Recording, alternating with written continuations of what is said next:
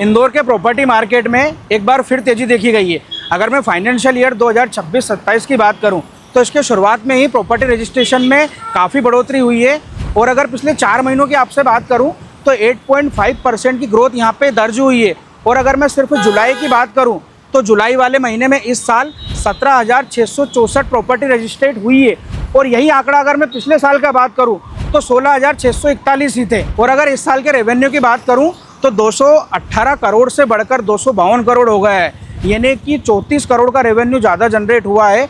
और अगर मैं प्रॉपर्टी रजिस्ट्रेशन में बात करूं तो एमपी में इंदौर सबसे बड़ा कंट्रीब्यूटर है। अब यहाँ जो आंकड़े हैं ना, ये स्टैटिक नहीं है, ये सिर्फ एक सिग्नल है। इसका मतलब यहाँ है कि जितने भी लोग इंदौर में प्रॉपर्टी खरीद रहे हैं, इसका मतलब इंदौर के इंफ्रास्ट्रक्चर में कॉन्फिडेंस आ रहा है, सिटी के फ्यूचर में कॉन्फिडेंस आ रहा है और इंदौर में इन्वेस्टमेंट के रूप में भी कॉन्फिडेंस आ रहा है। और इसके साथ ही इंदौर में मेट्रो आ रही है, एरो सिटी प्रपोज हुई है, ओमेक्स के प्रोजेक्ट आ रहे हैं सुपर कॉरिडोर पे, इंदौर पीतमपुर इकोनॉमिक कॉरिडोर बन रहा है। और इन सब के बीच में जो लोग इन्वेस्टमेंट कर रहे हैं, प्रॉपर्टी खरीद रहे हैं, वो बहुत अच्छे से समझ चुके हैं और आने वाले समय में लिटरली उनको ही सबसे ज़्यादा फ़ायदा होगा।